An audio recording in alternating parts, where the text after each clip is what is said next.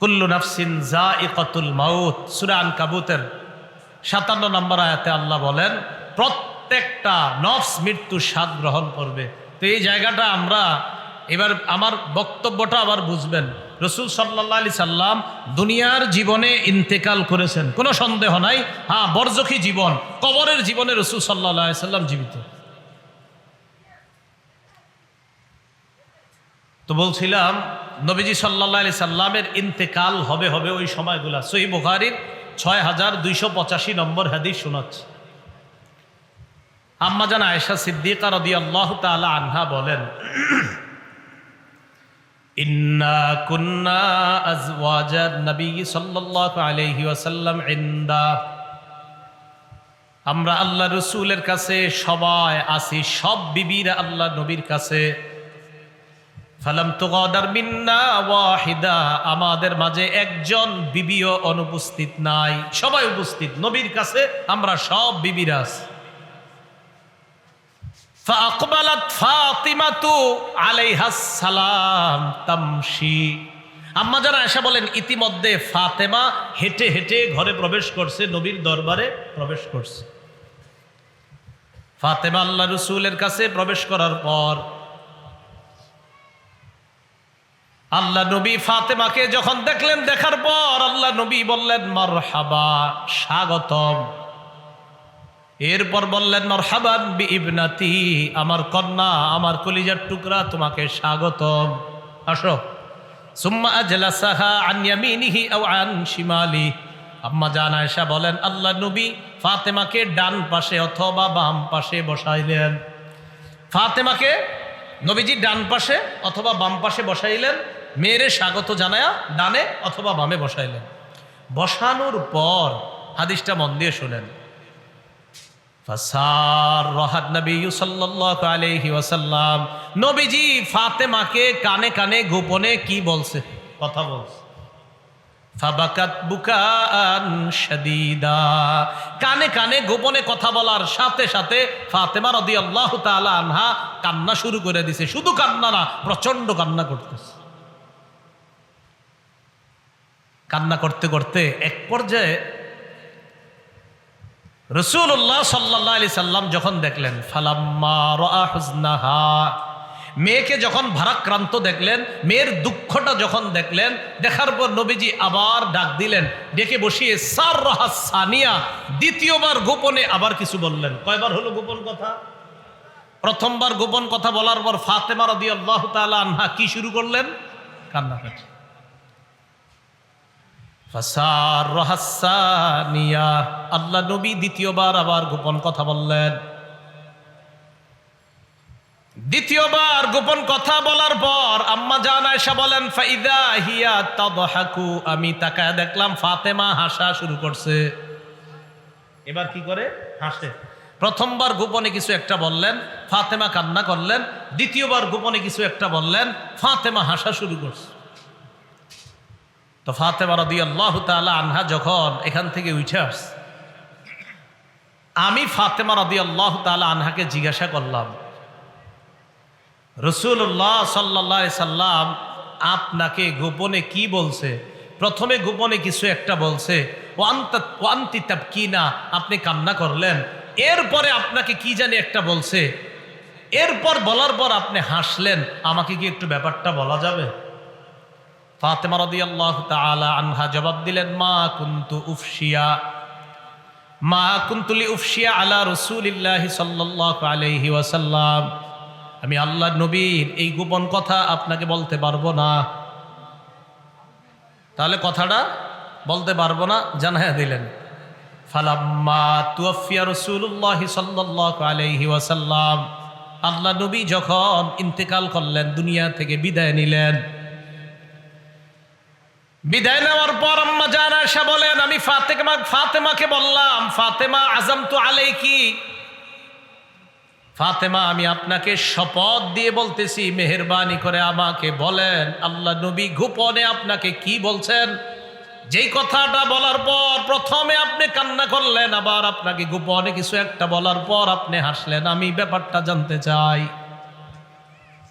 ফাতেমা রাদিয়াল্লাহু তাআলা আনহা জবাব দিলেন, আম্মাল নাআম, হ্যাঁ এখন ঠিক আছে। কি বললেন? বলেন এখন। এখন ঠিক আছে। এখন ঠিক আছে মানে হ্যাঁ এখন বলতে পারি। তাহলে রসুল যতদিন জীবিত ছিলেন ফাতেমা রাদিয়াল্লাহু তাআলা আনহা বললেন আমি গোপন কথা আপনাকে বলতে পারবো না। রসুল ইন্তেকাল করার পর ফাতেমা রাদিয়াল্লাহু তাআলা আনহা আম্মাজান আয়েশা সিদ্দিকাকে বললেন হ্যাঁ এখন আপনাকে বলতে পারি। তো বলেন কি কথা? ফাতেমা রাদিয়াল্লাহু তাআলা আনহা বললেন আব্বা যখন আমাকে প্রথমে বললেন গোপন কথাটা, আব্বা আমাকে বললেন আন্না জিবরিল ইউআরিজুহুল কুরআন বিসসানাতি মাররাতান। জিবরিল আমিন আব্বার কাছে পূর্ণ কোরআনটা বছরে একবার নিয়ে আসতেন, মানে আব্বার সাথে দাউর করতেন, আব্বাকে শোনাইতেন বছরে একবার। ইন্নাহু কদ আরাজাহু মাররাতাইন। আব্বা বলছেন যে বছরে একবার কোরআন নিয়ে আসতেন, কিন্তু এবার দুইবার কোরআন নিয়ে আসছে। ফাতেমা আমার মনে হচ্ছে আলা ইন্নাল আজালা কাদ ইকতারাবা, আমার মনে হয় সময় ঘনিয়ে আসছে, আমি মনে হয় বিদায় নিব। আব্বা যখন এটা বলছে বলার সাথে সাথে আমি কান্না করা শুরু করছি। হাসলেন কেন? এরপর আব্বা আমাকে কানে কানে বলছেন আমা তারদাইনা আন তাকুনি সাইয়্যিদাতা নিসাই আহলিল জান্নাহ আও নিসা হাদিহিল উম্মাহ। এরপর আব্বা আমাকে বললেন আমা তারদাইনা, ফাতেমা তুমি কি এতে সন্তুষ্ট না? আন তাকুনি সাইয়্যিদাতা নিসাই আহলিল জান্নাহ আও সাইয়্যিদাতা নিসাই হাদিহিল উম্মাহ। এরপর আব্বা আমাকে বললেন ফাতেমা এতে কি তুমি সন্তুষ্ট না? তুমি হবা জান্নাতে রমণীদের সর্দারনী। আব্বা যখন আমাকে এই কথাটা বলছে তখন আমি হেসে দিলাম। প্রথমে বলছে আব্বা ইন্তেকালের সংবাদটা, আরেকটা বলছে আব্বা যে ইন্তেকালের সংবাদটা এইভাবে বলছে মা আমার মনে হয় সময় বেশি নাই, ঘনিয়ে আসছে। ফাতেমাকে দুইটা গুরুত্বপূর্ণ কথা বলছে নবী। এক নাম্বার বললেন ফাতেমাকে মা ইত্তাকিল্লাহ, আল্লাহকে ভয় করো, ওয়াসবিরি, ধৈর্য ধারণ করে থাইকো, সুন্দরভাবে দুনিয়াতে থাকবা, আল্লাহকে ভয় করবা। আমি মনে হয় আর বেশি দিন থাকবো না। এটা শুনে আমি কান্না করলাম। আর যখন বলছে আমি হব জান্নাতের রমণীদের সর্দার, এটা শুনে আমি হেসে দেওয়া শুরু করলাম।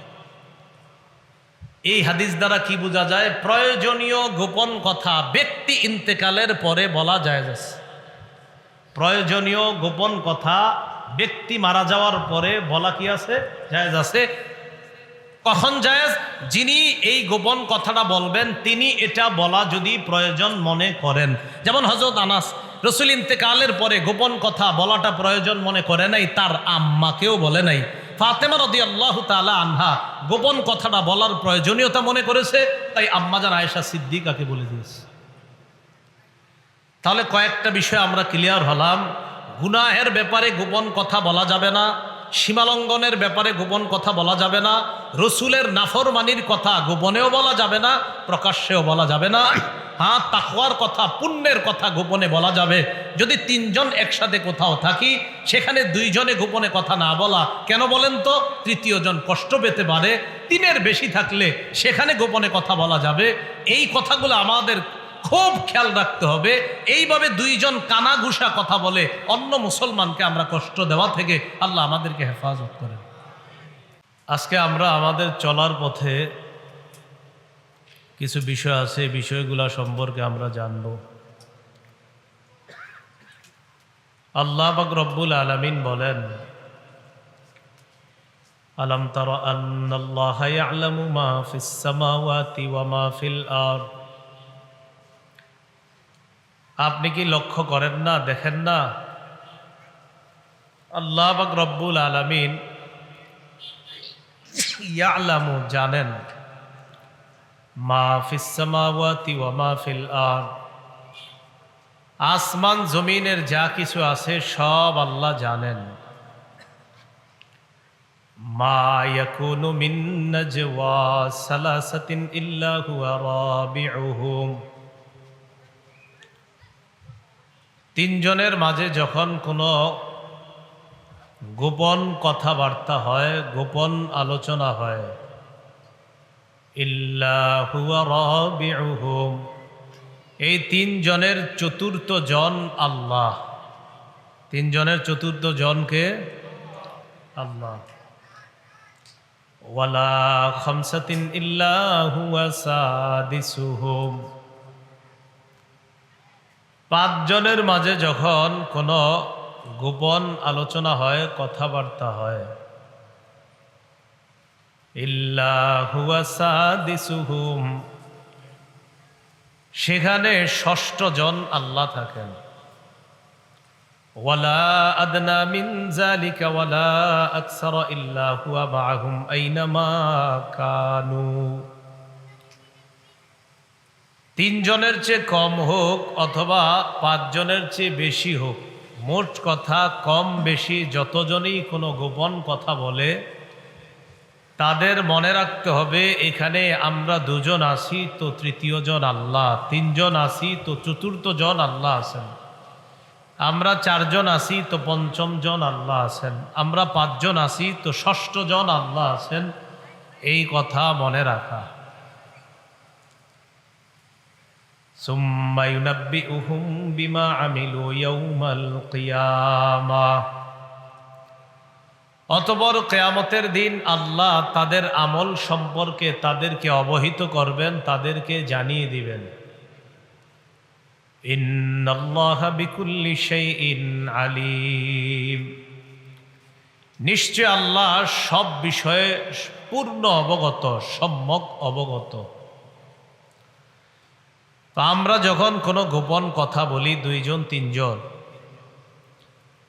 এই গোপন কথা যদি গুনাহের কথা হয় তাহলে অবস্থা কিন্তু খারাপ। দুই তিনজন মাঝে মাঝে এইভাবে কথা বলি, আপনার সাথে একটা গোপন কথা আছে, কাউরে কোয়েন না, এটা বইলে দুইজনে আলোচনায় বৈশা, কাউরে কোয়েন না বইলে আবার আরেকজনের দোষ কইতেছি বৈশা বৈশা, এর সাথে কানে কানে আবার বলছি কাউরে বইলেন না, আবার কিন্তু সব দোষ কইতেছি। তো আল্লাহ বলেন দুইজনে বললে তৃতীয় জন আমি, তিনজন বললে চতুর্থ জন আমি, চারজন বললে পঞ্চম জন আমি, পাঁচজন বললে ষষ্ঠ জন আমি। যদিও আয়াতে আসছে তিনজনের মাঝে চতুর্থ জন আমি, পাঁচজন হলে ষষ্ঠ জন আমি, পরে আবার আছে ওয়ালা আদনা মিন যালিক, কম হোক বেশি হোক সেখানে আমি আল্লাহ থাকি। এরপরে আল্লাহ ইহুদি আর মুনাফিকদের সম্পর্কে একটু আলোচনা করেছেন। আল্লাহ বলেন আলাম তারা ইলাল্লাযীনা নুহু আনিন নাজওয়া সুম্মা ইয়াউদুনা লিমা নুহু আনহু ওয়া ইয়াতানাজাউনা বিল ইসমি ওয়াল উদওয়ান ওয়া মাসিয়াতির রাসূল ওয়া ইযা জাউকা হাইয়ুকা বিমা লাম ইউহাইয়িকা বিহিল্লাহ,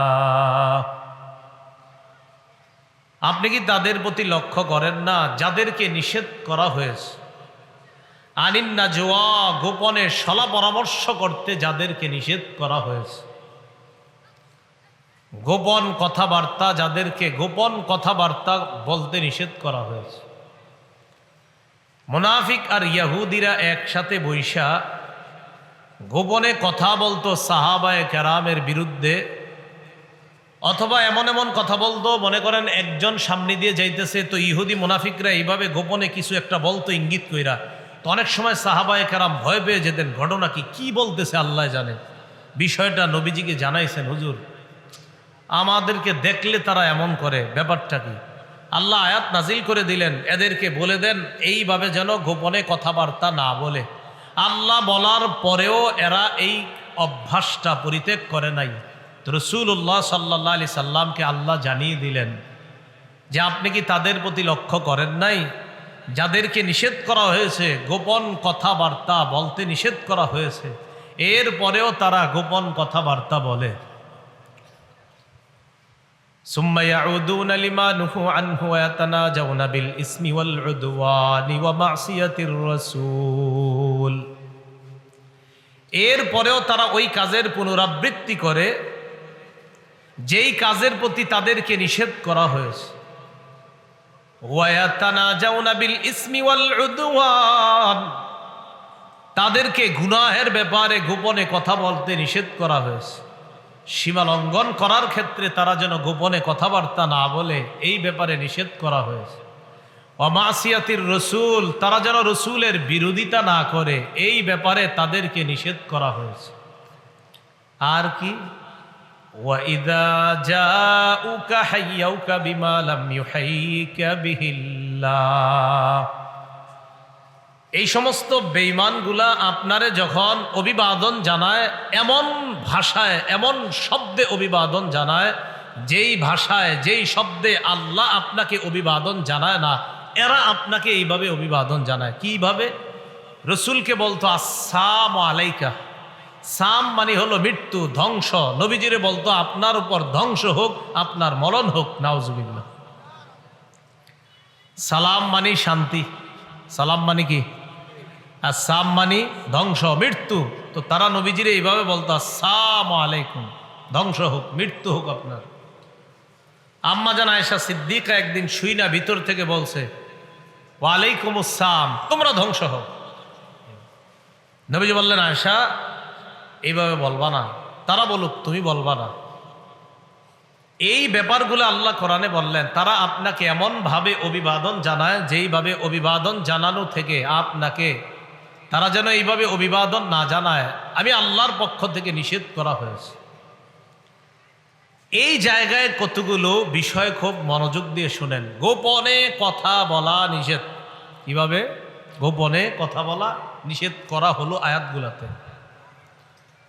এরপরে দেখেন কি বলে, ওয়ায়াকুলুনা ফি আনফুসিহিম লাউলা ইউআযযিবুনাল্লাহু বিমা নাকুল, এরা মনে মনে বলে আমরা যে নবীরে উল্টা পাল্টা বলি, এইগুলা বলার কারণে কেন আমাদেরকে আল্লাহ আযাব দেয় না। নাউজুবিল্লাহ। এরা এই কথাও মনে মনে বলে, আল্লাহ আমাদের কথার কারণে আমাদেরকে কেন আযাব দেয় না। হাসবুহুম জাহান্নাম, তাদের ঠিকানা জাহান্নাম। ইয়াসলাউনাহা ফাবিসাল মাসির, জাহান্নাম তাদের জন্য যথেষ্ট, জাহান্নামে তারা প্রবেশ করবে। ফাবিসাল মাসির, এটা কতই না মন্দ নিকৃষ্ট জায়গা হলো জাহান্নাম। এবার আসেন আমাদের ব্যাপারে আলোচনা চলে আসছে। আল্লাহ বলেন, ইয়া আইয়ুহাল্লাযীনা আমানু ইযা তানাজাইতুম ফালা তাতানাজাউ বিল ইসমি ওয়াল উদওয়ান ওয়া মাসিয়াতির রাসূলি ওয়া তানাজাউ বিল বিররি ওয়াত তাকওয়া। হে ঈমানদারগণ, ঈমানদার কারা? বলেন আমরা। ঈমানদার কারা? আমাদেরকে আল্লাহ বলেন, ইদা তানাজাইতুম ফালা তাতানাজাউ বিল ইসমি ওয়াল উদওয়ানি ওয়া মাসিয়াতির রাসূল, তোমরা যখন গোপনে কথাবার্তা বলো, গোপন পরামর্শ করো, ফালা তাতানাজাউ বিল ইসমি ওয়াল উদওয়ান, তোমরা গুনাহের ব্যাপারে গোপনে কথা বলবা না। ওয়াল উদওয়ান, সীমালঙ্ঘনের ব্যাপারে গোপনে কথা বলবা না। ওয়া মাসিয়াতির রাসূল, রসুলের অবাধ্য করার ক্ষেত্রে গোপন কোনো কথা বলবা না। ওয়া তানাজাউ বিল বিররি ওয়াত তাকওয়া, তোমরা পুণ্য এবং তাকওয়ার ব্যাপারে গোপনে কথাবার্তা বলবা। এই আয়াতে বুঝলাম গুনাহের কথা দুইজন গোপনে বলা জায়েজ নাই, সীমালঙ্ঘন করার কথা দুইজন গোপনে বলা জায়েজ নাই, নবীর কোনো বিরুদ্ধাচরণ করা এটা তো প্রকাশ্যেও জায়েজ নাই, এটা গোপনেও জায়েজ নাই। হ্যাঁ, ভালো কথা গোপনে বলা এটা জায়েজ আছে, তাকওয়ার ব্যাপারে দুইজন একান্তে আলাপ করা এটা জায়েজ আছে। এতটুকু বুঝে আসছে? এতটুকু বুঝে আসলে এবার আমরা কয়েকটা মাসালা হাদিস থেকে জানবো। দেখেন কি বলে। সহিহ বুখারীর বর্ণনা 6288 নম্বর হাদিসের বর্ণনা। عن عبد الله بن مسعود رضي الله تعالى عنه أن النبي صلى الله عليه وسلم قال لا يتناجى اثنان دون الثالث, আল্লাহ নবী বলেন দুইজন গোপনে কথা বলবে না, দুন সালিস, তৃতীয় জন ছাড়া। পূর্ণ হাদিসটা এমন, ইদা কানু সালাসা, যখন তিনজন একসাথে থাকবা। কয়জন? আমরা তিনজন কোথাও একসাথে আছি, চা খাইতেছি, মনে করেন তিনজন একসাথে। তিনজন একসাথে মসজিদের সামনে বসা সিঁড়িতে, পুকুরের পারে ঘাটলায় তিনজন আমরা একসাথে বসা ঘাটে। নবীজি বলেন ইদা কানু সালাসা, এই তিনজন যখন একসাথে থাকবা, ফালা ইয়াতানাজা ইসনানি দুনা সালিস, এখানে তোমরা দুইজন গোপনে কানে কানে কথা বলবা না তৃতীয় জনরে ছাড়া। এখন মনে রাখবেন, তিনজন একসাথে আছে, এই জায়গায় দুইজন ভালো কথাও গোপনে বলা যাবে না, কারণ তৃতীয় জন আরেকজন তো আছে। কথা বুঝছেন? ভালো কথা তো কানে কানে বলা যায়, কিন্তু তিনজন একসাথে, আমরা তিনজন ছাড়া কেউ নাই এখানে। এখানে দুইজন গোপনে কথা বলা ঠিক না তৃতীয় জন ছাড়া। কেন ঠিক না? এটা বুখারীর 6290 নম্বর হাদিস থেকে জেনে নিয়ে দেখেন। এই হাদিসের বর্ণনাকারী আব্দুল্লাহ ইবনে মাসউদ রাদিয়াল্লাহু তাআলা আনহু।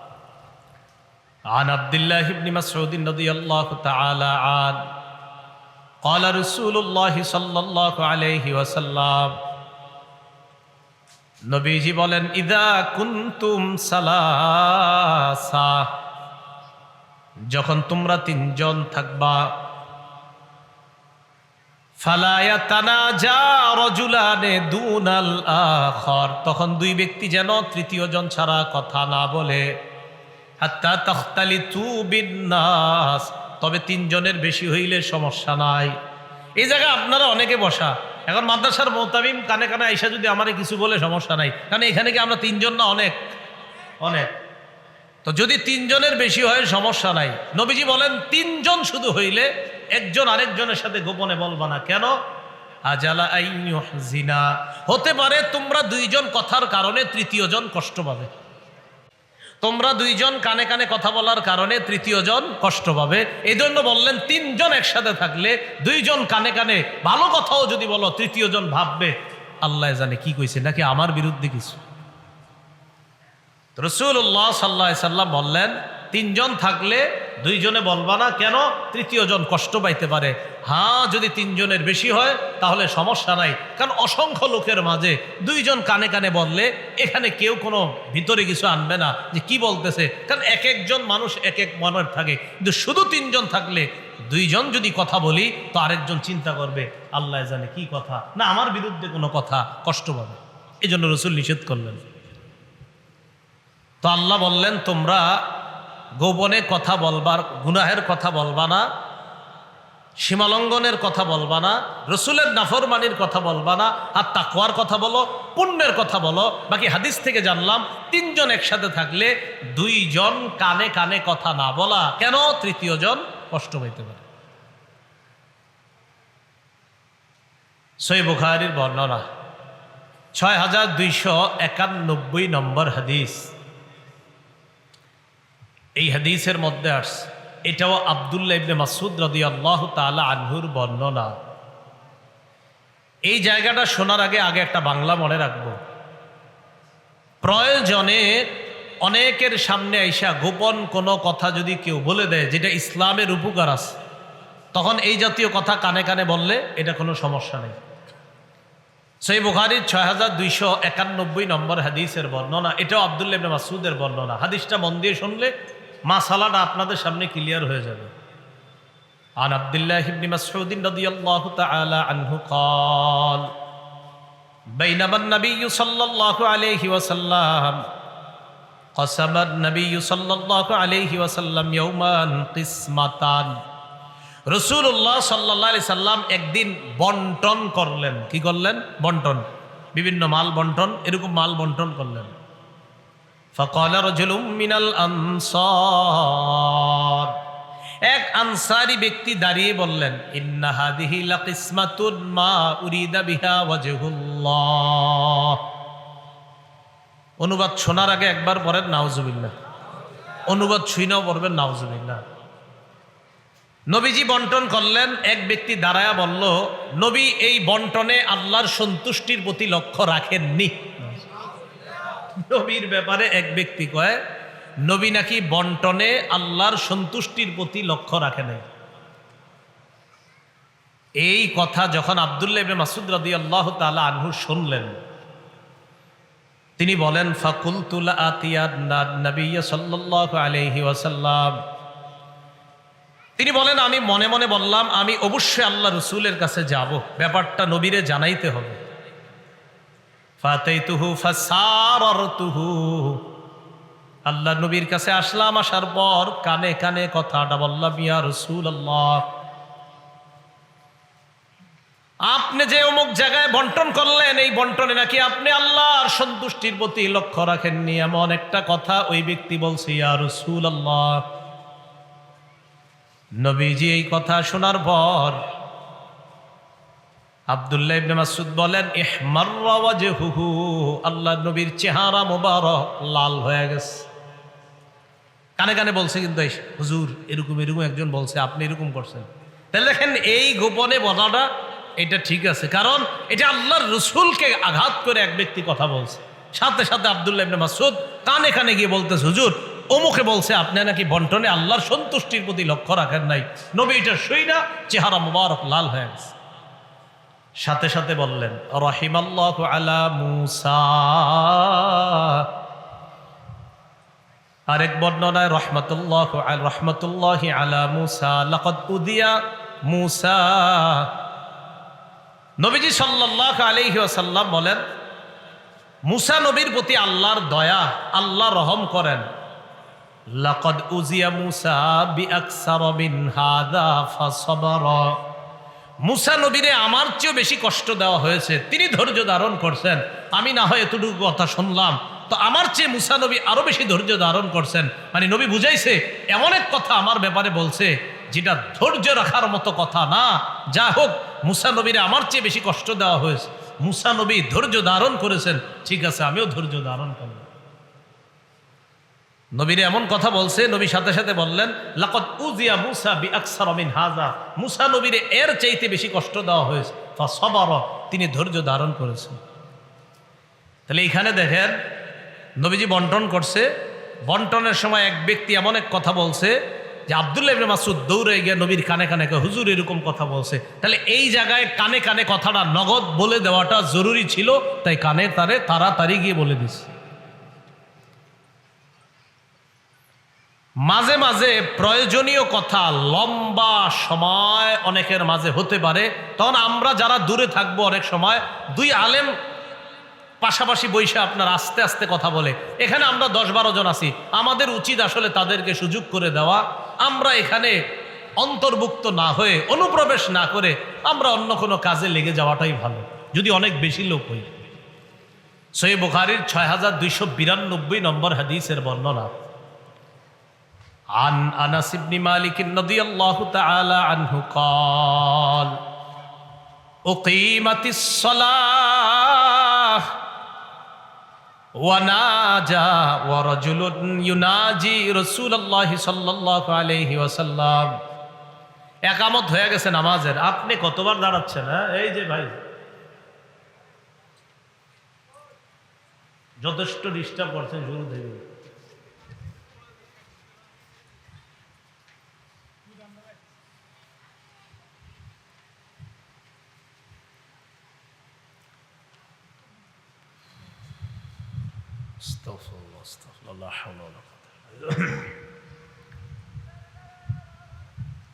সহিহ বুখারীর 6292 নম্বর হাদিসের বর্ণনা। عن أنس بن مالك رضي الله تعالى عنه قال أقيمت الصلاة ورجل يناجي رسول الله صلى الله عليه وسلم। একামত হয়ে গেছে, এক ব্যক্তি নবীজির সাথে গোপনে কথা বলা শুরু করছে, আস্তে আস্তে কথা বলা শুরু করছে আর কি, আস্তে আস্তে একামত হয়ে গেছে, সাহাবীরা নামাজে দাঁড়ায় গেছে, এক ব্যক্তি ইতিমধ্যে নবীজির সাথে কথা বলা শুরু করছে। আনাস ইবনে মালিক বলেন, ফাজালা ইউনাজি, তিনি কথা বলতেই থাকলেন, গোপন কথা বলতেই থাকলেন, হাত্তা নামা আসহাবুহু, আল্লাহ নবীর সাহাবীরা ঘুমায় গেছে। কি করছে? ঘুমায় গেছে। একামত হয়ে গেছে, তিনি কথা এত বলতেছে যে সাহাবীরা ঘুমায় গেছে। তাহলে কি পরিমাণ লম্বা কথা। তো যাই হোক, এখানে মাসালা হলো, আপনার একামত হয়ে যাওয়ার পর প্রয়োজনীয় কোনো কথা ইমাম সাহেব অন্য কারোর সাথে যদি বলার প্রয়োজন হয়, প্রয়োজনীয় সামান্য কিছু কথা বলতে পারা যায়। হ্যাঁ, এটা লম্বা ফিকহি মাসালা। তো নবীজির সাথে লম্বা আলোচনা করতেছে গোপনে, যে সাহাবায়ে কেরাম ঘুমায় গেছে। সুম্মা কামা ফাসাল্লা, এরপর নবীজি দাঁড়াইছেন, এরপর নামাজ পড়াইছে, সাহাবায়ে কেরাম আবার উঠছে। বাকি আলোচনা কতটা লম্বা হলে যে সাহাবায়ে কেরাম ঘুমায় যায়। রাসূলুল্লাহ সাল্লাল্লাহু আলাইহি ওয়াসাল্লাম কানে কানে আলাপন, লম্বা আলাপ দুইজন ব্যক্তির মাঝে হতে পারে। বড় ব্যক্তিত্ব দুজন যদি লম্বা আলোচনা গোপনে সলা পরামর্শে বসে, আপনারা 20-25 জন গিয়ে আরো খালি বলবেন আসসালামু আলাইকুম কেমন আছেন, আসসালামু আলাইকুম কেমন আছেন, খালি বলবেন। আদব বোঝা উচিত, মসজিদ বোঝা উচিত, কোখানে কি করা উচিত। না বুঝার পরে লিখে ফেলেন অমুকে অহংকারী, আসলে তো বুঝেন না ইসলাম আপনি। এই জন্য আদাবুল মজলিস তো বুঝতে হবে আপনার। গোপন কথা প্রয়োজনে অন্যের কাছে বলা যায়, আবার প্রয়োজনে বলা যায় না, দুটোটার দলিল আছে। সহিহ বুখারীর বর্ণনা 6289 নম্বর হাদিস। এই হাদিসের বর্ণনাকারী আনাস রাদিয়াল্লাহু তাআলা আনহু, তিনি বলেন আসররা ইলাইয়া নবী সাল্লাল্লাহু আলাইহি ওয়াসাল্লাম সিররা, নবীজি আমারে কিছু গোপন কথা বলছে। ফামা আখবারতু আহাদান বাদা, আমি নবীজি ইন্তেকালের পরেও এই গোপন কথা কাউকে বলিনি। আবার বলছি, নবীজি আমাকে গোপন কিছু কথা বলছে। ফামা আখবারতু বিহি আহাদান বাদা, আল্লাহর পরেও আমি এই গোপন কথাগুলা কাউকে বলি নাই। এমন কি সাআলাতনি উম্মু সুলাইম রাদিয়াল্লাহু তাআলা আনহা, আমার মা উম্মে সুলাইম আমারে জিজ্ঞাসা করছে, আনাস তোমারে নবীজি কি বলছে একটু বলো না। আমার আম্মা উম্মে সুলাইম আমারে জিজ্ঞাসা করছে, আনাস নবীজি তোমারে গোপনে কি বলছে একটু বলো। ফামা আখবারতুহা, আমার আম্মাকেও আমি বলিনি। তাহলে এটা নিশ্চিত এমন কোন গোপন বিষয় যেটা বলা উনি প্রয়োজন মনে করেন নাই, সাহাবী আনাস তাই বলে নাই, এমনকি তার আম্মাকেও বলে নাই। এই হাদিস থেকে বোঝা যায় কিছু গোপন সবার জানতে হয় না। বাস যে ওমকে কি বলছে, ওমকে কি বলছে, এটা ওই জায়গায় রাখতে দেন, এটা আপনি জানতে চান না। কিছু গোপন বিষয় ব্যক্তি মারা যাওয়ার পর বলা যায়। একটা হাদিস জানলাম বলা যায় না, যেটা হযরত আনাস বললেন যে আল্লাহ রসুল ইন্তেকালের পরে আমি কাউকে বলি নাই, এমনকি আমার আম্মাকেও বলি নাই। আর কিছু বিষয় আছে বলা যায়, বলা যায়, এটার দলিল সহিহ বুখারীর বর্ণনা 6285 নম্বর হাদিস। এই হাদিসের মধ্যে আছে আম্মা জান আয়েশা সিদ্দিকা রাদিয়াল্লাহু তাআলা আনহার বর্ণনা। তিনি বলেন রাসূলুল্লাহ সাল্লাল্লাহু আলাইহি সাল্লাম ইন্তেকাল করবে যেই দিনগুলাতে নবীজি ইন্তেকালের প্রহর গুনছে, মারা যাবেন, ইন্তেকাল করবেন, ওই বিষয়গুলা, ওই এখানে একটা বিষয় ইন্তেকাল শব্দটা আসছে। আপনারা অনেক ইউটিউবার কি করেন, আমার একটা বক্তব্যকে আমাদের দেশের একজন প্রখ্যাত মুফাসসির মুহতারাম মাওলানা তারেক মুনাওয়ার সাহেব, ওনার সাথে আপনারা এটাকে লাগিয়ে দিয়েছেন। আমার বক্তব্য নবীজি কবরের জিন্দিগিতে কি অবস্থায় আছে। তো আমি বলেছি রসুল কবরের জীবনে জীবিত আছে, কবরের জীবনে কি আছে। আর মুহতারাম মাওলানা তারেক মুনাওয়ার সাহেবকে প্রশ্ন করা হয়েছে রসুল কি ইন্তেকাল করেছে, তো উনি জবাব দিয়েছে হ্যাঁ। তো উনি তো আসলে ইন্তেকাল করছে, নবীজি অবশ্যই ইন্তেকাল করছে, নবীজি অবশ্যই মারা গেছেন।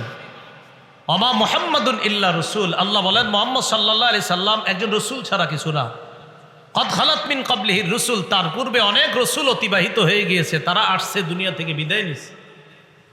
আফাইম মাতা আও কুতিলা, আরে নবী যদি ইন্তেকাল করে অথবা নবীকে যদি শহীদ করা হয়, ইনকালাবতুম, তোমরা কি পিছনে ফিরে যাবে। তা আয়াত দ্বারা বোঝা যায় আল্লাহ রসুল এই দুনিয়ার জীবনে ইন্তেকাল করেছেন, সমস্ত নবীরা দুনিয়ার জীবন থেকে ইন্তেকাল করেছেন। হ্যাঁ, সব নবীরা তাদের কবরের জীবনে জীবিত। আল আম্বিয়া ও আহিয়াউন ফি কুবুরিহিম ইউসাল্লুনা, নবীগণ কবরে জীবিত, নামাজ পড়তেছে। তো বলেন তো নবীগণ কি এই জীবনে জীবিত না কবরের জীবনে? কবরের জীবনে। তাহলে এই জীবন, পৃথিবীর জীবন যেটা, এই জীবনে সবাই মৃত্যুবরণ করবে, নবী অলি গাউস কুতুব সবাই মারা যাবে, আল্লাহ ছাড়া সব শেষ হবে। কথা বুঝে আসছে?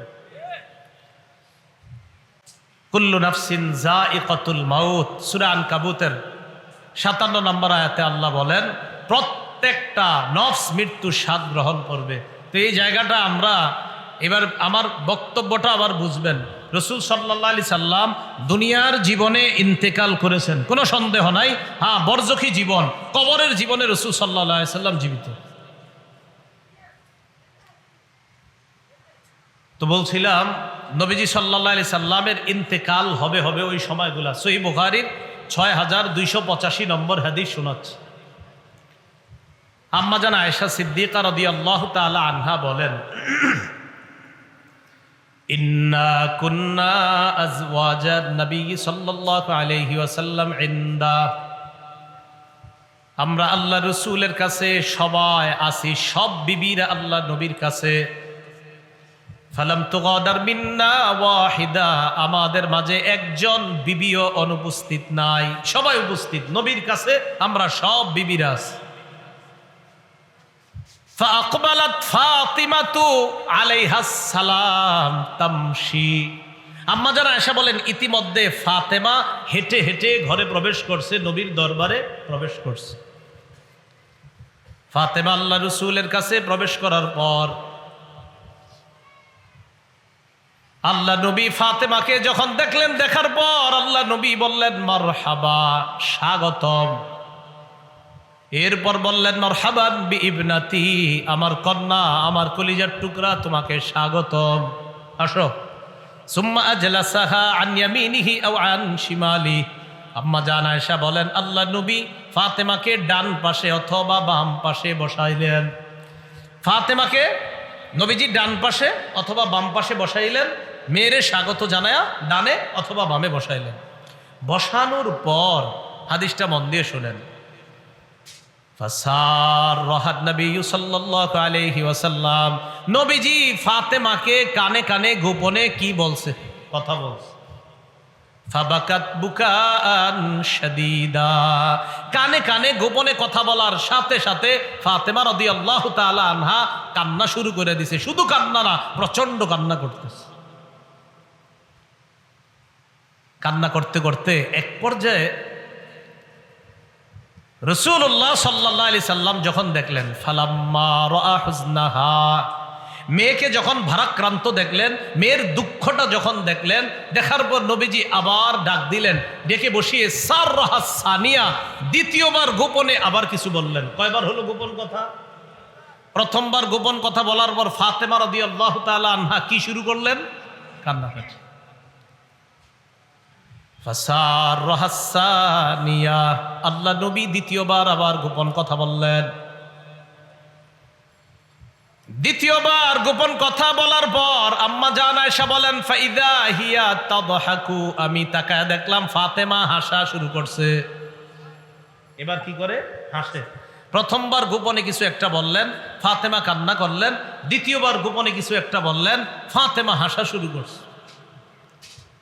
তো ফাতেমা রাদিয়াল্লাহু তাআলা আনহা যখন এখান থেকে উঠে আসছে, আমি ফাতেমা রাদিয়াল্লাহু তাআলা আনহাকে জিজ্ঞাসা করলাম, রাসূলুল্লাহ সাল্লাল্লাহু আলাইহি সাল্লাম আপনাকে গোপনে কি বলছে? প্রথমে গোপনে কিছু একটা বলছে, ওয়ান্তি তাবকিনা, আপনি কান্না করলেন। এরপরে আপনাকে কি জানি একটা বলছে, এরপর বলার পর আপনি হাসলেন। আমাকে কি একটু ব্যাপারটা বলা যাবে?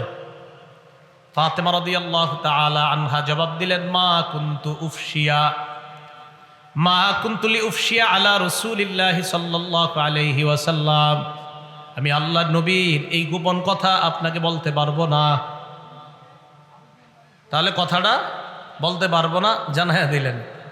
ফালাম্মা তুওয়াফিয়া রাসূলুল্লাহি সাল্লাল্লাহু আলাইহি ওয়াসাল্লাম, আল্লাহ নবী যখন ইন্তেকাল করলেন, দুনিয়া থেকে বিদায় নিলেন,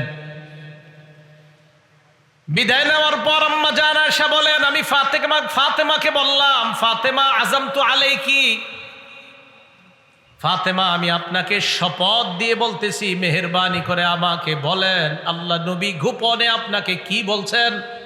যেই কথাটা বলার পর প্রথমে আপনি কান্না করলেন, আবার আপনাকে গোপনে কিছু একটা বলার পর আপনি হাসলেন, আমি ব্যাপারটা জানতে চাই। ফাতেমা রাদিয়াল্লাহু তাআলা আনহা জবাব দিলেন, আম্মাল আন ফানাআম, হ্যাঁ এখন ঠিক আছে। কি বললেন? বলেন এখন এখন ঠিক আছে, এখন ঠিক আছে মানে হ্যাঁ এখন বলতে পারি। তাহলে রসুল যতদিন জীবিত ছিলেন ফাতেমা রাদিয়াল্লাহু তাআলা আনহা বললেন আমি গোপন কথা আপনাকে বলতে পারবো না। রসুল ইন্তেকাল করার পর ফাতেমা রাদিয়াল্লাহু তাআলা আনহা আম্মাজান আয়েশা সিদ্দিকাকে বললেন হ্যাঁ এখন আপনাকে বলতে পারি। তো বলেন কি কথা?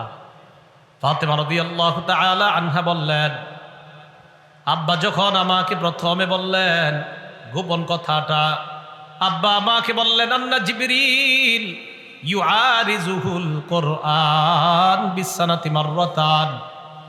জিবরিল আমিন আব্বার কাছে পূর্ণ কোরআনটা বছরে একবার নিয়ে আসতেন, মানে আব্বার সাথে দাওর করতেন, আব্বাকে শোনাইতেন বছরে একবার। ইন্নাহু কদ আরাজাহু মাররাতাইন। আব্বা বলছেন যে বছরে একবার কোরআন নিয়ে আসতেন, কিন্তু এবার দুইবার কোরআন নিয়ে আসছে। ফাতেমা আমার মনে হচ্ছে আলা ইন্নাল আজালা কাদ ইকতারাবা, আমার মনে হয় সময় ঘনিয়ে আসছে, আমি মনে হয় বিদায় নিব। আব্বা যখন এটা বলছে বলার সাথে সাথে আমি কান্না করা শুরু করছি। হাসলেন কেন? এরপর আব্বা আমাকে কানে কানে বলছেন আমা তারদাইনা আন তাকুনি সাইয়্যিদাতা নিসাই আহলিল জান্নাহ আও নিসাআ হাদিহিল উম্মাহ। এরপর আব্বা আমাকে বললেন আমা তারদাইনা, ফাতেমা তুমি কি এতে সন্তুষ্ট না? আন তাকুনি সাইয়্যিদাতা নিসাই আহলিল জান্নাহ আও সাইয়্যিদাতা নিসাই হাদিহিল উম্মাহ। এরপর আব্বা আমাকে বললেন ফাতেমা এতে কি তুমি সন্তুষ্ট না? তুমি হবা জান্নাতে রমণীদের সর্দারনী। আব্বা যখন আমাকে এই কথাটা বলছে তখন আমি হেসে দিলাম। প্রথমে বলছে আব্বা ইন্তেকালের সংবাদটা, আরেকটা বলছে আব্বা যে ইন্তেকালের সংবাদটা এইভাবে বলছে মা আমার মনে হয় সময় বেশি নাই, ঘনিয়ে আসছে। ফাতেমাকে দুইটা গুরুত্বপূর্ণ কথা বলছে নবী। এক নাম্বার বললেন ফাতেমাকে মা ইত্তাকিল্লাহ, আল্লাহকে ভয় করো, ওয়াসবিরি, ধৈর্য ধারণ করে থাইকো, সুন্দরভাবে দুনিয়াতে থাকবা, আল্লাহকে ভয় করবা, আমি মনে হয় আর বেশি দিন থাকবো না। এটা শুনে আমি কান্না করলাম। আর যখন বলছে আমি হব জান্নাতের রমণীদের সর্দার, এটা শুনে আমি হেসে দেওয়া শুরু করলাম। এই হাদিস দ্বারা কি বোঝা যায়? প্রয়োজনীয় গোপন কথা ব্যক্তি ইন্তেকালের পরে বলা জায়েজ আছে। প্রয়োজনীয় গোপন কথা ব্যক্তি মারা যাওয়ার পরে বলা কি আছে? জায়েজ আছে। কখন জায়েজ? যিনি এই গোপন কথাটা বলবেন তিনি এটা বলা যদি প্রয়োজন মনে করেন। যেমন হযরত আনাস রাসূল ইন্তেকালের পরে গোপন কথা বলাটা প্রয়োজন মনে করে নাই, তার আম্মাকেও বলে নাই। ফাতেমা রাদিয়াল্লাহু তাআলা আনহা গোপন কথাটা বলার প্রয়োজনীয়তা মনে করেছে, তাই আম্মাজান আয়েশা সিদ্দিকাকে বলে দিয়েছে। তাহলে কয়েকটা বিষয় আমরা ক্লিয়ার হলাম। গুনাহের ব্যাপারে গোপন কথা বলা যাবে না, সীমালঙ্ঘনের ব্যাপারে গোপন কথা বলা যাবে না, রসুলের নাফরমানির কথা গোপনেও বলা যাবে না, প্রকাশ্যেও বলা যাবে না। হ্যাঁ, তাকওয়ার কথা, পুণ্যের কথা গোপনে বলা যাবে। যদি তিনজন একসাথে কোথাও থাকি সেখানে দুইজনে গোপনে কথা না বলা, কেন বলেন তো? তৃতীয় জন কষ্ট পেতে পারে। তিনের বেশি থাকলে সেখানে গোপনে কথা বলা যাবে। এই কথাগুলো আমাদের খুব খেয়াল রাখতে হবে। এইভাবে দুইজন কানাঘুষা কথা বলে অন্য মুসলমানকে আমরা কষ্ট দেওয়া থেকে আল্লাহ আমাদেরকে হেফাজত করেন। এবার আল্লাহ বলেন ওয়াত্তাকুল্লাহাল্লাযী ইলাইহি তুহশারুন। আল্লাহ বলেন আল্লাহকে ভয় করো যার কাছে তোমাদেরকে উপস্থিত করা হবে। এরপর আল্লাহ বলেন ইন্নামান নাজওয়া মিনাশ শাইতান লিয়াহজুনাল্লাযীনা আমানু ওয়া লাইসা বিদাররিহিম শাইআন ইল্লা বিইজনিল্লাহ। খারাপ বিষয়ে গোপন পরামর্শ এটা কেন হয় জানো? কয় শয়তান করায়। বলেন তো খারাপ কথা দুইজনে গোপনে বলা এটা কার ইঙ্গিতে করা হয়? শয়তানের। আল্লাহ বলেন ইন্নামান নাজওয়া মিনাশ শায়তান, কয় দুইজনে তিনজনে খারাপ গোপন কথা কয় এগুলা শয়তানের প্ররোচনার কারণেই মানুষ করে। ওয়ালাইসা বিদাররিহিম শাইআন ইল্লা বিইজনিল্লাহ। আল্লাহ বলেন শয়তান মানুষের কোনো ক্ষতি করতে পারবে না ততটুকু ছাড়া যতটুকু আল্লাহর হুকুম হয়, আল্লাহর হুকুম ছাড়া সে কোনো ক্ষতি করতে পারবে না।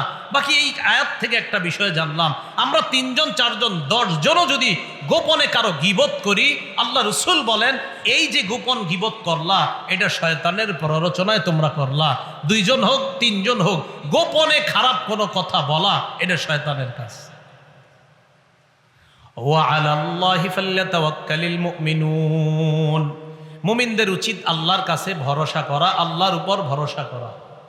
এরপরে আল্লাহ কি বলে দেখেন, ইয়া আইয়ুহাল্লাযীনা আমানু ইযা ক্বিলা লাকুম তাফাসসাহু ফিল মাজালিস, হে ঈমানদারগণ তোমাদেরকে যখন বলা হয় মজলিসে তোমরা জায়গা করে দাও। আমরা কোথায় বসা এখন বলেন, কোথায় বসা? মজলিসে। সূরা মুজাদালার 11 নম্বর আয়াত, ইয়া আইয়ুহাল্লাযীনা আমানু ইযা ক্বিলা লাকুম তাফাসসাহু ফিল মাজালিস, হে ঈমানদারগণ যখন তোমাদেরকে বলা হয় মজলিসে তোমরা জায়গা করে দাও, ফাফসাহু জায়গা করে দিও, ইয়াফসাহিল্লাহু লাকুম আল্লাহ তোমাদেরকে জান্নাতে জায়গা করে দিবেন। মজলিসে বসা, শুক্রবার দিন জুমার নামাজ পড়তে গিয়ে আরেকজনের ঘাট টপকায় টপকায় সামনে যান কারা কারা? হ্যাঁ, তারাবির নামাজ সামনের কাতারে পড়ার জন্য আরেকজনের ঘাড় টপকায়া টপকায়া যান, এরকম মানুষ প্রথম 5 রমজান 10 রমজানে দেখা যায়, যদিও পড়ারে মসজিদে আসে না।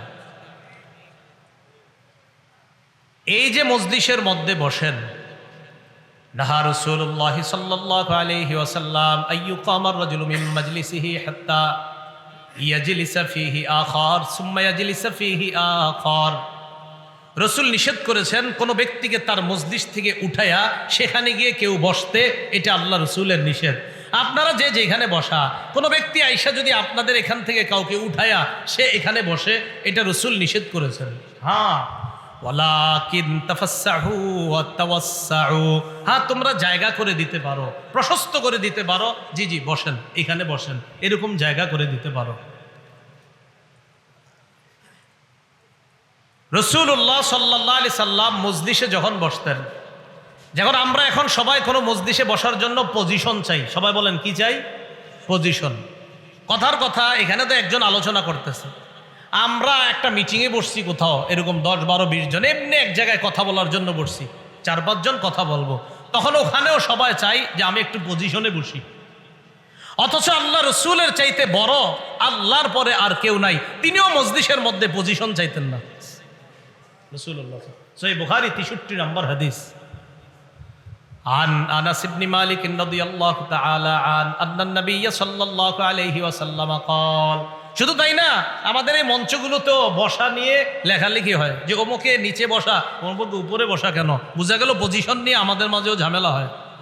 হ্যাঁ হ্যাঁ হয়, আমারে বসাদের নিচে আমি রাজি, এখানে বসান আমি রাজি, যেখানে বসাবেন রাজি, পজিশন নাই, পজিশন দরকার নাই, পজিশন নিষেধ। রসুলকে কেউ আসলে চিনতে পারতো না কোনটা নবী আর কোনটা সাহাবী। কেন? রসুল পজিশনে থাকতেন না, পজিশনে থাকতেন না। সহিহ বুখারীর বর্ণনা 63 নম্বর হাদিস, মন দিয়ে শোনেন। আন আনাস ইবনে মালিক রাদিয়াল্লাহু তাআলা আন বাইনামা নাহনু জুলুসুন মা'আন নবী সাল্লাল্লাহু আলাইহি ওয়াসাল্লাম, একবার নাহনু জুলুস আমরা বসা, ইনদান নবী সাল্লাল্লাহু আলাইহি সাল্লাম আমরা নবীজির কাছে বসা, দাখালা রাজুলুন আলা জামাল, এক ব্যক্তি ওটে আরোহণ করে আসছে, ওটে আরোহণ করে এসে দেখেন কি ঘটনা ঘটাইছে, মসজিদে ঢুকে গেছে, মসজিদে ঢুকে গেছে। ফানাখাহু ফিল মসজিদি ওয়া আকালা, ওটটারে মসজিদের মধ্যেই বসায়া বাইদা রাখছে পিলারের সাথে, খাম্বার সাথে। তা এক ব্যক্তি আসছে, আইসা মসজিদে ঢুইকা এরকম বানছে, ওনার উদ্দেশ্য নবীজির সাথে দেখা করবে। কার সাথে? নবীজির সাথে। তো স্বাভাবিকভাবে আপনারা বর্তমান যুগে কোথাও যদি কারোর সাথে দেখা করতে যান, প্রধান লোকটারে চিনতে কিন্তু আমাদের কষ্ট হয় না, প্রধান কষ্ট হয় না, কারণ উনি যেমন আমার এই মাদ্রাসায় যখন বসাবে হুজুররা, আপনারা আমার সাথে দেখা করতে গেলে বুঝবেন এটি আরিফ বিন হাবিব, কারণ ওই যে পজিশন দিয়ে রাখে। তো রাসূলুল্লাহ সাল্লাল্লাহু আলাইহি সাল্লাম বসা, ওই ব্যক্তি সাহাবীদেরকে প্রশ্ন করলেন, আইয়ুকুম মুহাম্মাদ, এই তোমাদের মাঝে মুহাম্মদ কে? সুবহানাল্লাহ। ওই ব্যক্তি প্রশ্ন করতেছে তোমাদের মাঝে মুহাম্মদ কে? ওয়ান নবী সাল্লাল্লাহু আলাইহি ওয়াসাল্লাম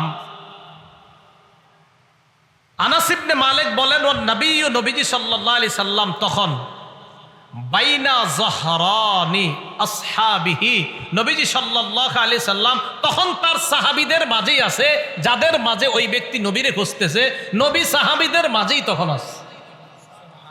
মোহাম্মদকে বলতেছে, এই তোমাদের মাঝে মোহাম্মদকে বলতেছে। কিন্তু এই যুগে আপনি পজিশনের কাউকে বের করতে দেরি হবে না কিন্তু। তো বলতেছে মোহাম্মদকে সাল্লাল্লাহু আলাইহি সাল্লাম, সাল্লাল্লাহু আলাইহি সাল্লাম পড়েন সবাই। তো সাহাবীরা দেখায় দিলেন, ওই যে উনি, দেখেন সাহাবীরাও দেখাই দিছে, ওই যে উনি, হাদার রাজুলুল আবিয়াদ, ওই সুন্দর মানুষটাই মোহাম্মদ সাল্লাল্লাহু আলাইহি সাল্লাম, ওই সুন্দর মানুষটা। আল মুত্তাকিও এমনি এক জায়গায় একদম সাধারণ মানুষের মতো বসে রয়েছে। তো বলতেছে উনি মোহাম্মদ সাল্লাল্লাহু, এই সুন্দর মানুষটা মোহাম্মদ সাল্লাল্লাহু আলাইহি সাল্লাম। বুঝাইতে চাইলাম মজলিসের মধ্যে রসুলের হালাত থাকতো এরকম, অথচ আমরা সমস্ত মজলিসে আমরা সবাই পজিশন নিয়ে ব্যস্ত থাকি। আবু দাউদ শরীফের বর্ণনা 4698 নম্বর হাদিস। এই হাদিসের বর্ণনাকারী দুইজন সাহাবা। আন আবি যাররিন ওয়া আবি হুরায়রা রাদিয়াল্লাহু তাআলা আনহুমা ক্বালা, আবু যর এবং আবু হুরায়রা রাদিয়াল্লাহু তাআলা আনহুমা থেকে বর্ণিত, তারা দুইজন বলেন, কুন্না ইযা আতাইনা নবিয়্য সাল্লাল্লাহু আলাইহি ওয়াসাল্লাম, আমরা সাহাবারা যখন আল্লাহ রাসূলের কাছে আসতাম, কানা আহাদুনা ইয়াজলিসু হাইতু ইয়ানতাহি বিহিল মাজলিস, আমরা যখন সাহাবারা নবীজির কাছে আসতাম, তখন আমরা নবীজির কাছে আসার পর আমাদের মাঝে কেউ যদি মজলিসে বসতো তো মজলিসের শেষেই বসে যাইতো। এমন না যে ঘাড় টপকে একটু সামনে গিয়ে বসছে, এমন না, স্বাভাবিকভাবে বসে যাইতো। ও এটা আবু দাউদ শরীফের 4825 নম্বর হাদিস। আর আবু দাউদ শরীফের 4698 নম্বর হাদিসের মধ্যে আসছে, রাসূলুল্লাহ সাল্লাল্লাহু আলাইহি সাল্লাম হঠাৎ যখন কোনো মজলিসে আসতেন, বাস সবাই বসা একসাথে, আল্লাহ রসুল আসতে পিছনে সবার সাথে বসে যেতেন। সাহাবারা বের করতে হইতো, নবীজি কোথায়? ও আচ্ছা, নবীজি ওখানে বসে। এই যুগে হয় তো কোথায় কি পড়লাম আর কি করলাম? রাসূলুল্লাহ সাল্লাল্লাহু আলাইহি সাল্লাম এইভাবে মজলিসের মধ্যে নবীজি নিজেকে স্বাভাবিক একজন মানুষের মতো রাখতেন। আব্দুল্লাহ ইবনে ওমর রাদিয়াল্লাহু তাআলা আনহুর বর্ণনা, একটু সামনে আসেন তো আপনারা দুইজন, একসাথে বসুন, একসাথে সবাই তাকান। নবীজি সাল্লাল্লাহু আলাইহি সাল্লাম নিষেধ করেছেন, আবু দাউদ শরীফের 4844 নম্বর হাদিস। নবীজি বলেছেন, তোমাদের কেউ যেন দুই ব্যক্তিকে ফাঁকা না করে মাঝে বসার চেষ্টা না করে। পিছন দিয়ে এসে এমন করলেন, হ্যাঁ দেখছেন কিভাবে আমাদেরকে শিখিয়ে দিচ্ছে, এই তোমাদের কেউ যেন এমন না করো, দুইজনের মাঝখানে এইভাবে বলা চাপ, দুইজন চাপ, মাঝখানে বসলেন না, এরা দুইজন স্বেচ্ছায় যদি আপনাকে, রসুল বলছেন ইল্লা বিইজনিহিমা, এই দুইজন যদি অনুমতি দেয়, হ্যাঁ তখন মাঝে বসতে পারেন। তাহলে রাসূলুল্লাহ সাল্লাল্লাহু আলাইহি সাল্লাম বলছেন, দুই ব্যক্তিকে তুমি জোর করে ফাঁকা করে মাঝে বসবা না, এই অধিকার তোমাকে দেয় না ইসলাম। ওই দুইজন যদি অনুমতি দেয়, হ্যাঁ তখন তুমি মাঝখানে বসতে পারো। এটা ইসলাম, এটা ইসলামের সৌন্দর্যতা, এটা ইসলামের শিষ্টাচার, এটা ইসলামের শিক্ষা। তো আমরা মজলিসের মধ্যে যখন বসবো, এইভাবে কারো দুইজনের মাঝে বসতে গেলে এরকম করবো। আসেন, মজলিসের মধ্যে তৃতীয় আর একটা বিষয়, তিনটা জিনিস মনে রাখবেন, হাঁচি আসা, হাই তোলা, ঢেকুর তোলা। কটা বললাম বলেন তো? হাঁচি আসা, হাই তোলা, ঢেকুর তোলা। হয় কিনা আমাদের? হাঁচিও আসে, হাইও আসে, ঢেকুরও আসে। হাঁচি আসলে কি করব? রাসূলুল্লাহ সাল্লাল্লাহু আলাইহি সাল্লাম ইযা আতাসা আহাদুকুম, নবীজি বলেন, তোমাদের কেউ যখন হাঁচি দিবে তখন সে যেন তার কাপড় দিয়ে মুখটা এইভাবে চেপে ধরে, খাফাদা বিহা সাউতা, আওয়াজটা যেন হালকাভাবে করে। নবীজি সাল্লাল্লাহু আলাইহি সাল্লাম যখন হাঁচি দিতেন, এইভাবে নবীজি কাপড় দিয়ে মুখ চেপে ধরে আওয়াজ হালকা করে উচ্চারণ করতেন। হাঁচি আসা কিন্তু দেখেন, অনেক সময় আপনি এইখান থেকে হাঁচি দিবেন, 4-5 তলা থেকেও মানুষ, অনেক মানুষের হাঁচির আওয়াজ অনেক জোরে হয়, ঘুমন্ত ব্যক্তি ঘুম থেকে ঝাঁপ দিয়ে উঠে যায় হাঁচির কারণে। তো নবীজি বলছেন, হাঁচি আসলে মুখের মধ্যে এইভাবে, এই দেখেন আমার যদি হাঁচি আসে, এই যে কথা কিন্তু শুনতেছেন না, হাঁচি আসলে মুখে এইভাবে যখন রুমাল পেঁচায়া ধরবেন, রাসূল বলছে কাপড় দিয়ে এইভাবে ধরবে, ধরার পর হাঁচি দিবেন, তখন অটোমেটিক আওয়াজ আসতে হবে। এটা আমার রাসূলের সুন্নত, আরেকজনের কষ্ট হবে না। এগুলো মজলিসের মধ্যে যদি হাঁচি আসে, এই জন্য পাশের মানুষকে কষ্ট দিবেন না। হাঁচিতে আরেকটা ঝামেলা হয়, যদি হাত না দেন আপনার মুখ থেকে কোনো শ্লেষা বের হয়ে আরেকজনের গায়ে যেতে পারে। তাহলে হাঁচি আসে একটা মজলিসে, আরেকটা আসে হাই, ওই যে যেটা ঘুমের হাই, এই হাই তোলা। এটা যদি আপনি করেন, আমরা তিনজন একসাথে বৈশা যদি আমি যদি হাই তুলি, ঘুম ঘুম ভাব করি, এরা দুইজন ঘুম চোখে না আসলেও ঘুমাইসা পড়বে। এরা দুইজন যেমন গাড়ি যখন ড্রাইভ করে ড্রাইভার, এর পাশে যদি বৈশা আপনি ঘুমান, বেচারার একটু পরে ঘুম আসবে। রাসূলুল্লাহ সাল্লাল্লাহু আলাইহি সাল্লাম বলেন, আত-তাসাউবু মিনাশ শায়তান, হাই এটা শয়তানের পক্ষ থেকে আসে। ইজা তাসাআবা আহাদুকুম, তোমাদের কেউ যখন হাই তোলে তখন যেন মুখের মধ্যে হাতটা রাখে। কেন? যদি হাত না রাখো, ফাইন্না শায়তানা ইয়াদখুলু, হাত না রাখলে শয়তান তোমার মুখে প্রবেশ করবে। তাহলে হাত এটা রাখতে হবে, হাত না রাখলে শয়তান প্রবেশ করে। কারণ শয়তান খুশি হয় হাই তুললে, হাই তুললে শয়তান কয় অলস সাহেব আমার লোক, তখন শয়তান খুশি হয়। অলস শয়তান খুশি হয়, অলস। আচ্ছা, 3 নাম্বার কি জানি বলছি? ঢেকুর। বলেন কি? ঢেকুর। এটা আরবিতে জুসা। রাসূলুল্লাহ সাল্লাল্লাহু আলাইহি সাল্লাম বলেন, ইদা তাজাশশা আহাদুকুম, তোমাদের কেউ যখন ঢেকুর তোলে, দেখেন ঢেকুর যখন আসে না, অনেক সময় ঢেকুরটা কিছু কিছু ঢেকুর একদম বিরক্তিকর, বিশ্বাস করেন, মানে দেখবেন অসহ্য এবং গন্ধ বের হয়ে যায়। রাসূল সাল্লাল্লাহু আলাইহি ওয়াসাল্লাম, তোমাদের কেউ যখন ঢেকুর তোলে তখন একটু সাবধানতা অবলম্বন করা, পাশের লোকটা যেন তোমার কষ্ট না পায় তোমার ঢেকুরের কারণে। তখন আপনি এমনভাবে নিজেকে সতর্কতা অবলম্বন করা যেন আপনার ঢেকুরের গন্ধ বা আওয়াজে পাশের লোকটা কষ্ট না পায়। ঢেকুরে মাঝে মাঝে অনেকের মুখ থেকে দুর্গন্ধ বের হয়, এজন্য রাসূল সাল্লাল্লাহু আলাইহি সাল্লাম এগুলা নিষেধ করেছেন, মজলিস নষ্ট না করার জন্য নিষেধ করেছেন। তাহলে মজলিসের ব্যাপারে যেটা ছিলাম, 1, মজলিসে পজিশন তালাশ না করা, আমি যেখানে জায়গা পাবো সেখানে বসে যাওয়া। 2, মজলিসে কাউরে উঠাইয়া বসার চেষ্টা না করা। 3, দুইজনের মাঝখানে, দুইজনের চাপ দিয়া মাঝখানে না বসা। হ্যাঁ, তারা অনুমতি দিলে বসতে পারি। 4 নাম্বার, যদি হাঁচি আসে মুখে একটা কাপড় দিয়ে হাঁচি দেওয়ার চেষ্টা করা। 5 নাম্বার, যদি আমরা হাই তুলি মুখে হাত রাখা, না হয় শয়তান প্রবেশ করবে। 6 নাম্বার, যদি আমাদের কোনো আপনার ঢেকুর আসে, যে ঢেকুরটা ভিতর থেকে আসে, এই ঢেকুর আসার কারণে আশেপাশের মানুষ কষ্ট না পায় যা যা করলে, এমন পজিশন অবলম্বন করা। আল্লাহ পাক রব্বুল আলামিন আমাদের সকলকে মজলিসের ব্যাপারে যে কথাগুলো বলা হলো, আর শুরুতে গোপন কথা, 3 জন 4 জন গোপন কথার যে আলোচনাগুলো করা হলো, সবগুলা আমরা আমাদের দৈনন্দিন জীবনে ফিট করার চেষ্টা করব। আল্লাহ তৌফিক দান করেন, আমিন।